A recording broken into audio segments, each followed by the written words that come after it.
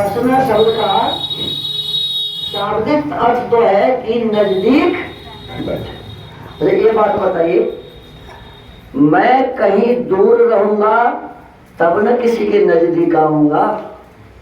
मैं कहीं दूर रहूंगा तभी तो नजदीक आऊंगा, है? तो इसका अर्थ तो ये हो गया कि ईश्वर के नजदीक बैठना माने ईश्वर के नजदीक हम लोग नहीं है। तो ये क्या अर्थ? अरे उपासना शब्द का अर्थ है नजदीक बैठना। तो इसका मतलब तो ये हो गया नजदीक बैठना। नहीं सुनिए, नहीं, उपासना ईश्वर की जाती है नंदू बाबू। ईश्वर स्तुति, ईश्वर प्रार्थना और ईश्वर उपासना, ईश्वर के पास बैठना, ये इसका अर्थ है। तो ईश्वर कहाँ रहते हैं? ईश्वर सब जगह। तो बताओ, सब जगह जब वो रहते हैं तो मेरे शरीर में कण कण जितने शरीर के अंग है सब में वो भरा है ना। तो हम उपासना अर्थात नजदीक में कैसे जाएंगे? विचार नहीं करना चाहिए। हम नजदीक में कैसे जाएंगे ईश्वर के नजदीक में? तो ये हमें विचार करना चाहिए और ये विचार करके ये पता करना चाहिए कि फिर उपासना का अर्थ क्या है। यहाँ उपासना का अर्थ ये नहीं है कि परमात्मा के नजदीक बैठना। क्यों? कि परमात्मा तो सदा नजदीक है। दूरे तद्वंतिके तदंतरस्य सर्वस्य तदु सर्वस्यास्य बाह्यता। वो परमात्मा दूर भी है, नजदीक भी है, अंदर भी है, बाहर भी है, ऊपर भी है, नीचे भी है, सब जगह हुआ परमात्मा एक रस भरा हुआ है। तो हम कहाँ जाके बैठे हैं? ये विचार है ना। अब देखो, इस संबंध में थोड़ा सा ये विचार करना होगा कि यहाँ उपासना शब्द का अर्थ है तीन तरह की दूरियां होती हैं। दूरियां कितने तरह की होती है? तीन तरह की होती हैं। एक दूरी है जिसे कहते हैं स्थान की दूरी। क्या कहते हैं? एक क्या है जी?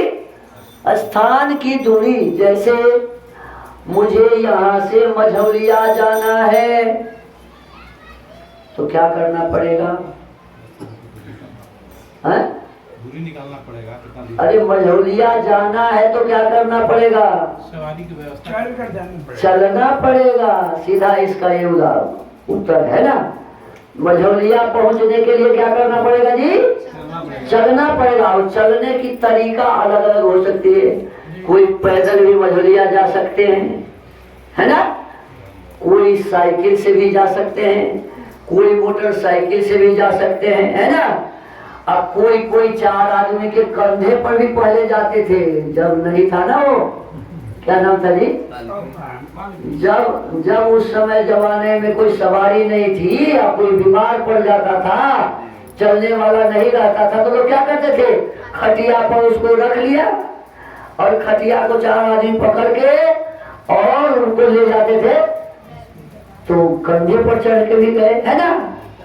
पहले जमाने में जब बेटी जाती थी ससुराल तो पालकी पर जाती थी। किस पर जाती थी? अब ना गाड़ी पर जाती है। तो पालकी पर जाती तो कंधे पर चढ़ के गई ना। तो स्थान की दूरी तय करने के लिए ऐसे हम जा सकते हैं, पैदल सवारी से, किसी के कंधे पर, है ना। दूसरा और कोई उपाय है? अब हम यहाँ बैठ जाएं, हवन में बोले ओम भूर्भुवः स्वः तत्सवितुर्वरेण्यं भर्गो देवस्य धीमहि धियो यो न प्रचोदयात् स्वाहा। जल्दी पहुँचाओ मझौलिया। तो पहुँच जाएंगे। और सुनो, यदि मान लीजिए हम एकादशी व्रत रख लें कि भगवान मैं आज एकादशी किया हुआ हूँ, जल्दी पहुँचाओ मुझे, पहुँचा देगा क्या? नहीं, है ना। और सुनिए, ऐसे ही हम किसी भी शब्द का जप करें और कहें कि फलाने जगह पहुंच जाएं, ये संभव एक ही उपाय है। स्थान की दूरी तय करने के लिए चलना पड़ेगा। है ना।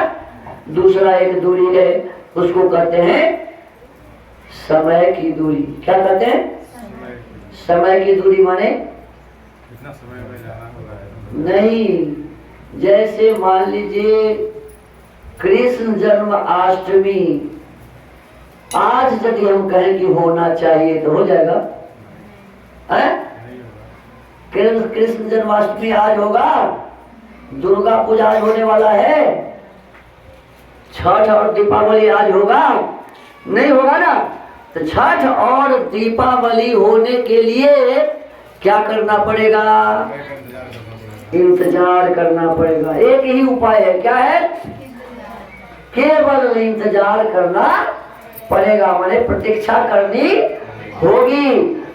ये महीना बीत जाएगा आषाढ़, फिर श्रावण पूरा बीत जाएगा, फिर भादो आएगा, है ना। और भादो में 7 दिन अनहरिया का बीत जाएगा, तो 8वां दिन अपने मने क्या आ जाएगा जी? कृष्ण जन्म अष्टमी हो जाएगा ना। आज होने वाला नहीं है, तो ये केवल प्रतीक्षा करने से वो समय आएगा। और सुनिए, ये हुआ समय की दूरी, है ना। तो स्थान की दूरी चल के, समय की दूरी कैसे तय की जाएगी? प्रतीक्षा करके, है ना। और एक है ज्ञान की दूरी। क्या है? एक क्या है जी? ज्ञान की दूरी। माता जी आप हवन करती है ना, है? मैं आपसे कहूंगा कि सुरुआ दीजिए, सुरुआ। आप लोग कुछ मत कहिए, माता जी कहिए। मैं कहूंगा कि सुरुआ दीजिए, देंगी आप? नहीं समझ रहे हैं आप मत बोलिए, समझा ही तो रहे हैं हम। हाँ नहीं के समझे, माने माता जी कर रही है कि शुरुआ क्या होता है मुझे पता नहीं है ना। अब देखिए माता जी, शुरुआ आपके पासे में है, लेकिन क्या है क्या नहीं है? शुरुआ का सही ज्ञान।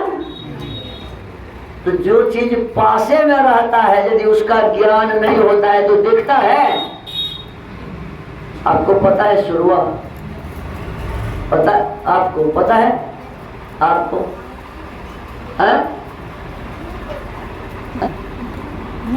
नहीं, आपको भी पता नहीं है। आप लोग हवन नहीं करती है लगता है। देखो शुरुआ यहाँ है, लेकिन हम दे नहीं सकते। क्यों? कि शुरुआ का ज्ञान हमारे दिमाग में। यही बात है परमात्मा के लिए। पास रहता हूँ तेरे सदा मैं, अरे नंदू बाबू, पास रहता हूँ तेरे सदा मैं, अरे तू नहीं देख पाए तो। भगवान रहते तो सब जगह है, लेकिन हमें देखने की चक्षु नहीं, तो देखेंगे क्या? जैसे शुरुआ यही है, और माता जी का दिए नहीं खेस बुझत है ना। मैं समझ नहीं हूँ। माता जी जिससे घी डालेंगे उसमें किस चीज से? वही तो है पड़ा हुआ, देखिए आपके पास है ना। जिससे घी डालेंगे उसका नाम क्या है जी? शुरुआ। क्या नाम है? चम्मच नाम है जिससे खाते हैं उसका। चीज एक है, लेकिन उससे खाएंगे, है ना, तो वो हो जाएगा चम्मच। और उसी का नाम घी डालने से हमें हवन में क्या हो जाएगा? शुरुआ। देखो ये लकड़ी है ना, इसमें जो लकड़ी पड़ा उसका नाम लकड़ी नहीं है, इसका नाम है समिधा। क्या नाम है? ये है समिधा। आदमी को जब जलाएंगे स्मशान घाट में तो इसी को कहेंगे लकड़ी। क्या कहेंगे? है वही, लेकिन वहां उसका नाम क्या होगा? लकड़ी। और सुनिए, इसी से जब भोजन बनाएंगे तो क्या करें? भोजन बना कभी नहीं बनाती आप लोग? ये तो नहीं बनाई, ये बनाई होगी ना, हम कहाँ खाना बनाए? शुरुआत में नहीं बनाई होगी। वही कहते रहे हो। अपने शुरुआत में कभी बनाए हैं ना। बूढ़ी माता जी सब तो चूल्हा में बनाती थी ना, तो इसी से बनाती थी ना, लकड़ी से, लकड़ी गोईठा। तो ये वहां हो जाएगा क्या, जलावन। क्या हो जाएगा, भोजन बनाने के समय में ये है जलावन, आदमी के शरीर को जलाने समय में ये है लकड़ी, और हवन करने समय में ये है।